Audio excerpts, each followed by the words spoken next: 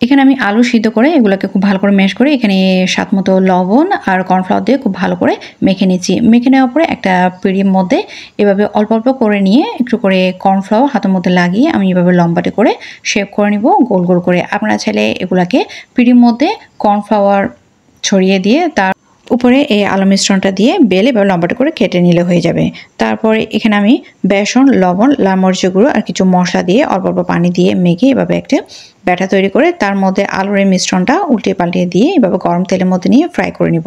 উল্টিয়ে পাল্টিয়ে একটু গোল্ডেন কালার করে তুলে নিলে হয়ে যাবে। এই নাস্তাটি খেতে অনেকটা মুচমুচে হয়। দুর্দান্ত স্বাদের এই রেসিপিটি আশা করছি আপনাদের অনেক ভালো লেগেছে।